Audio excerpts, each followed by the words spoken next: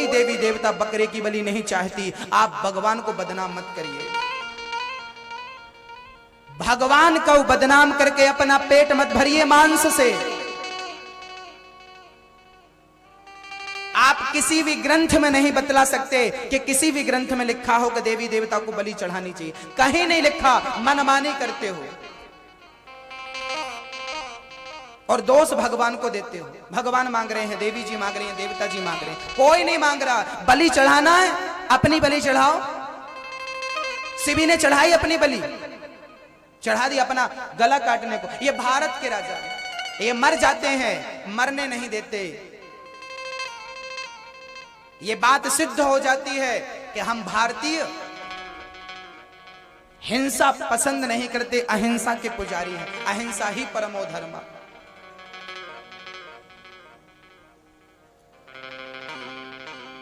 हरिश्चंद्र की चर्चा सबको विदित है।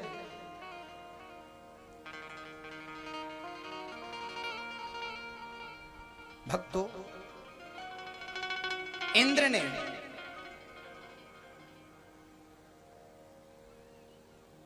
गुरु का सर काट दिया। दधीची मुनि ने हड्डियों का दान कर दिया। इतने बड़े दानी हरि दधीची मुनि, दान करने से ही आप महान बन सकते हैं, इसलिए दान करना चाहिए। उन्होंने हड्डी का दान किया, हरिश्चंद्र ने अपने संपत्ति का दान कर दिया, शिवी ने अपने शरीर का दान कर दिया। राजा, एक राजा थे जिन्होंने 64 दिन भूखे रह करके भोजन का दान किया था। नाम था रंतिदेव। दान किया था। दानवीर कर्ण दान करते थे। एक दिन स्नान कर रहे थे कर्ण, उसी समय कोई भिक्षुक आया और भिक्षा मांगा, तो कर्ण ने वहां पर सोने का एक कप रखा हुआ था, सोने का एक पात्र रखा हुआ था। स्नान करते करते कर्ण ने बाएं हाथ से सोना दान कर दिया। किसी ने कहा कर्ण गलत कर रहे हो, बाएं हाथ से दान नहीं करना चाहिए, दाएं हाथ से दान करना चाहिए। तब कर्ण ने कहा था कि दान करते समय जो सामने हो, हाथ जो हाथ सामने हो उस हाथ से देना चाहिए, क्योंकि इस हाथ से इस हाथ में आते आते आपका विचार बदल गया, तो इसलिए तुरंत दान करना चाहिए। विचार ना बदलें, ख्याल ना बदलें, क्योंकि आपका ख्याल बदल जाता है, यार इतना सारा धन हम क्यों दें। और दिया हुआ दान आपके काम आता है भक्तों। जैसा कि आपको पता है कि इस कथा में 4 तारीख को कुछ बेटियों का विवाह है। बेटियों की सेवा यहां से होती है। श्रीधाम वृंदावन में मंदिर का निर्माण होने जा रहा है, जिस मंदिर में वृद्धों की सेवा, साधु सेवा और हरि नाम संकीर्तन होगा और विद्यार्थी विद्याध्ययन करेंगे। ऐसे तमाम अच्छे कार्य के लिए, धर्म की रक्षा के लिए यदि आप थोड़ा थोड़ा सा दान करें तो इस अच्छे काम में तेजी आएगी।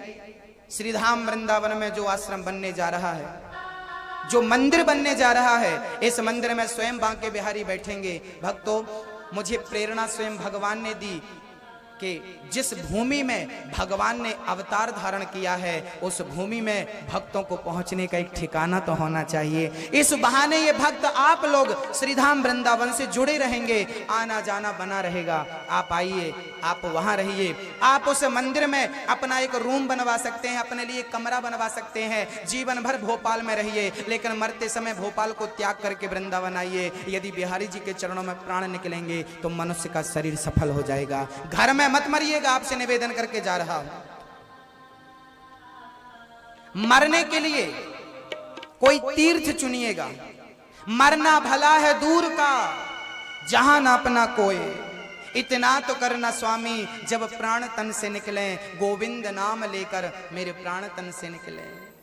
यमुना का बंसी बट हो, मेरा सांवरा निकट हो, मेरे मुख में तुलसी दल हो, जब प्राण तन से निकले। जब प्राण निकले तब भगवान सामने हो, वृंदावन सामने हो, नाम रूप लीला धाम।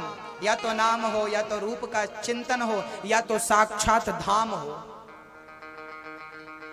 धाम होना चाहिए। इसलिए इस निर्माण में आप एक ईंट का दान कर सकते हैं, एक ट्रक पत्थर का दान कर सकते हैं, जो आपसे बने लोहे से लेकर के एक रूम बनवा सकते हैं। आपसे जो बन पड़े अपनी स्वेच्छा से, अपने प्रेम से, जो भी आप करना चाहें इस मंदिर के निर्माण में आप अपना सहयोग बिहारी जी के चरणों में समर्पित करें। मैं यकीन से कह सकता हूं कि जब हम पीपल का पेड़ लगाते हैं ना, जब वृक्षारोपण करते हैं ना, तो हमारे जाने के बाद कोई पक्षी उस पर बैठता है तो वो हमें आशीर्वाद जरूर देता होगा कि इसकी बदौलत हमें छाया मिल रही है। ऐसे आपके जाने के बाद भी उस मंदिर में विद्यार्थी विद्या का अध्ययन करेंगे और मेरे जाने के बाद भी उस विद्यार्थी के द्वारा ये भागवत की कथा सुनाई जाएगी, धर्म का प्रचार होता रहेगा, भागवत कथा होती रहेगी। वेद हमारे बचेंगे, वेद ही खत्म हो जाएंगे तो आपको वेदों की चर्चा कौन सुनाएगा?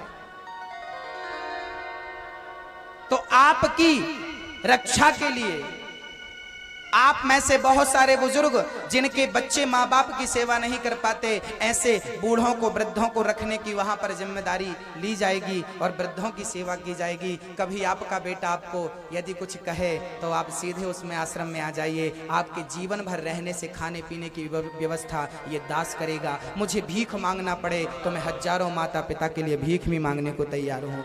मैं भीख मांग मांग करके बेटियों का विवाह करता हूँ। लोग कहते हैं आपको शर्म नहीं आती, आपको लज्जा नहीं आती। मैंने कहा मैं अपने लिए भीख नहीं मांगता, इसलिए लज्जा नहीं आती। समाज के लिए और वृद्ध माता पिता के लिए यदि मुझे आपसे भीख मांगकर 2 रोटी मांगनी पड़े तो मुझे कोई लज्जा नहीं आती। ये लज्जा का कार्य नहीं है। कब किसको जरूरत पड़ जाए इस आश्रम की, इसलिए आप अपने लिए ये तैयार करिए। और जिनको वृंदावन में, आश्रम में, मंदिर में आप कमरा बनवाना चाहते हैं, कुछ हमारी माताओं ने नाम लिखवाए हैं, हमें एक रूम बनवाना है। जिनको भी बनवाना है आप सहर्ष, वो रूम आपका ही रहेगा, आपके बाद आपके बच्चों का रहेगा, बच्चों के बाद नाती का रहेगा, नाती के बाद वो आपकी 10 पीढ़ी तक वो आपका ही रहेगा। इसी बहाने आपके बच्चे वृंदावन से जुड़े रहेंगे, बिहारी जी से जुड़े रहेंगे। यहाँ के लिए बंगले बनाए हो, थोड़ी सेवा वहां के लिए भी हो जाए आपके द्वारा।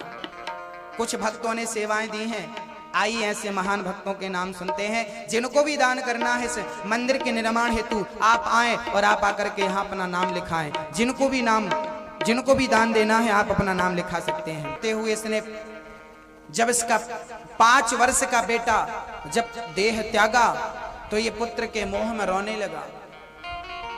नारद जी महाराज ने आकर कहा क्यों रो रहा है? बोले महाराज मेरा बेटा मुझे छोड़कर चला गया। तब नारद जी ने कहा प्रकृति का नियम है, तुझे और मुझे भी जाना है, महाराज मेरे बेटे को लौटा दो। तब नारद जी ने अपने तपोबल से उस मरे हुए बच्चे को जीवित किया। पिताजी दौड़ पड़े, आ बेटा तुझे अपने हृदय से लगाऊं। उस पुत्र ने कहा मैं आपके हृदय से लगना नहीं चाहता। क्यों? उस बच्चे ने कहा पहले ये बताओ कि आप कौन हो? पिता ने कहा बेटा मैं तेरा पिता हूं, तेरा पिता हूं। उस बच्चे ने मुस्कुराते हुए कहा पिताजी कितनी बार मेरा जन्म हुआ, कितनी बार आपका जन्म हुआ। अरे बार बार जन्म होता है, कभी मैं किसी का पुत्र बनता हूं, कभी मैं किसी का पिता बनता हूं। कितने जन्म मेरे और आपके हो चुके हैं, किस जन्म का हिसाब किताब रखना चाहते हो ये तो बताओ। अरे इस संसार में आना जाना प्रकृति का नियम है। जिस खेत में आप लोग बैठे हो अभी इसमें फसल थी महीने भर पहले, वो फसल कट गई, फिर इसमें बो दिया जाएगा, फिर फसल होगी, फिर कट जाएगी, फिर बोया। जब से प्रकृति बनी है तब से इस खेत में कुछ ना कुछ बोया जा रहा है, काटा जा रहा है, बार बार बोते हैं, बार बार। ऐसे मेरा बार बार जन्म होता है, मैं बार बार मर जाता हूं। किसको अपना कहूं? पिता ने कहा मेरी समझ में कुछ नहीं आ रहा, तू सही सही बोल क्या कहना चाहता है। तब उस पुत्र ने कहा पिताजी मैंने पिछले जन्म में आपकी 5 रोटियां खाई थी, आपके घर भिक्षा मांगने आया, आपने मुझे रोटी दी, मैंने 5 रोटी आपके घर की खाई।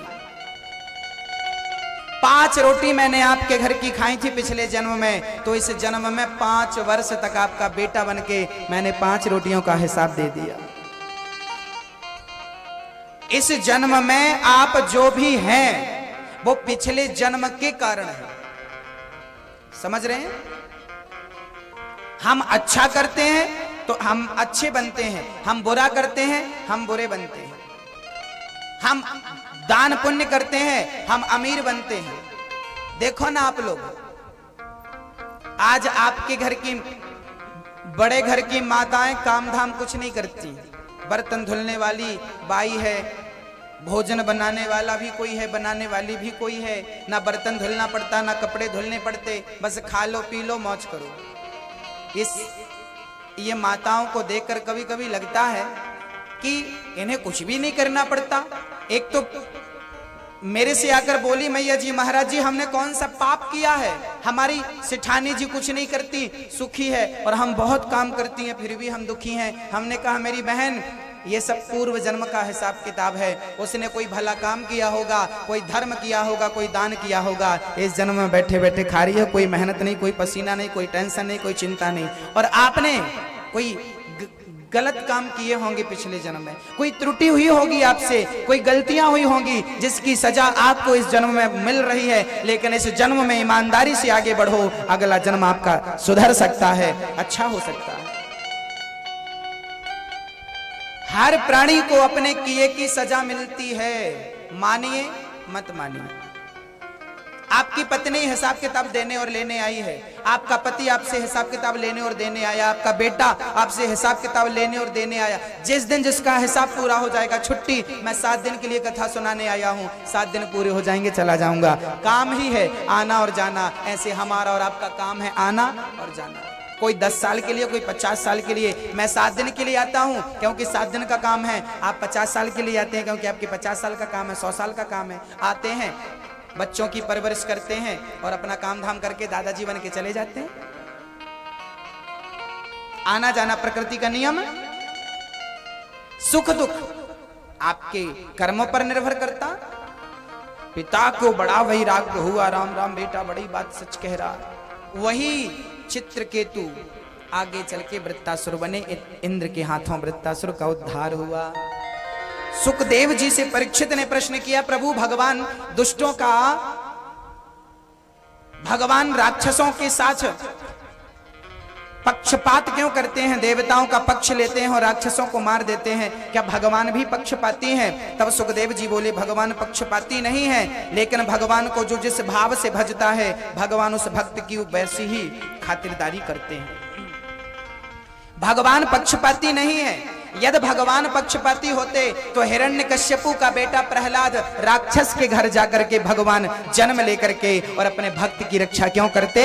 भगवान पक्षपाती होते तो हिरण्यकश्यपु का उद्धार करके उसकी मुक्ति क्यों करते और प्रहलाद को दर्शन क्यों देते? क्योंकि प्रहलाद भी तो हिरण्यकश्यपु का बेटा था, राक्षस का बेटा था। यदि राक्षसों से भगवान को बैर था तो प्रहलाद को दर्शन क्यों दिया? इसका अर्थ है भगवान को किसी से बैर नहीं है। जो जिस भाव से भगवान को भजता है, भगवान उस भाव से उस भक्त को दर्शन देते हैं। प्रहलाद हिरण्यकश्यपु के पुत्र का नाम था प्रहलाद, सबसे छोटे थे प्रहलाद। प्रहलाद के चार भाई थे, 3 भाई बड़े थे, सबसे छोटे प्रहलाद थे। एक दिन प्रहलाद जी अपने गांव में एक दृश्य को देखते,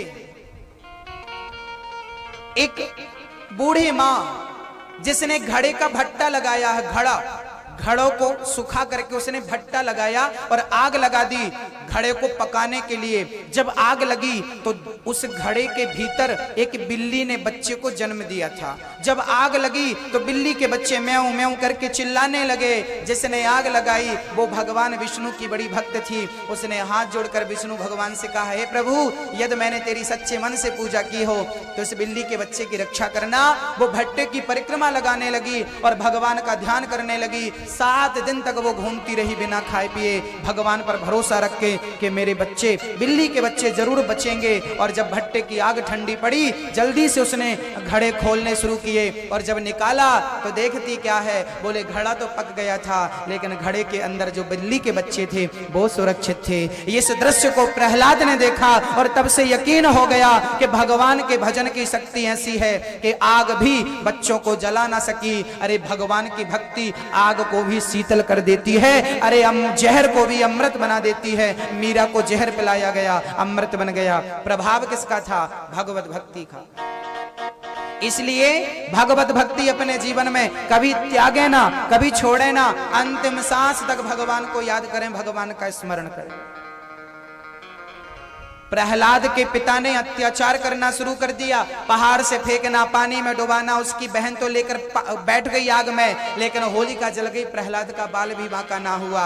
जिसको बचाने वाला भगवान होता है ना, सच कहता हूं, उसे कोई मार नहीं सकता, और जिसे मारने वाला भगवान होता है ना, उसे कोई बचा नहीं सकता। ऐसा नहीं है कि जिसे मारने वाला भगवान उसे कोई बचा नहीं सकता, उसे बचा सकता है। जानते हो कौन बचा सकता है? रामचरितमानस की छोटी सी चर्चा है, आपको सुना दूं। एक बार क्या हुआ, एक राजा था, चर्चा बड़ी अद्भुत साहब। मैं इस बात को काट रहा हूं कि यदि मारने वाला भगवान है तो बचाएगा कौन? तो मैं आपको कह सकता हूं कि बचाने वाला यदि भगवान है तो कोई मार नहीं सकता, और मारने वाला भगवान है तो उसे बचा सकता है कोई।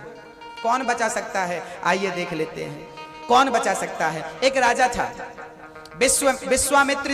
विश्वामित्र जी आए तो सब राजा खड़े हो गए, पर वो राजा खड़ा नहीं हुआ। विश्वामित्र जी को क्रोध आया, मुझे देखकर खड़ा नहीं होता। राम से शिकायत कर दी, राम तुम्हारे राज्य में संतों का अपमान होने लगा, मुझे देखकर फलाना राजा खड़ा नहीं हुआ।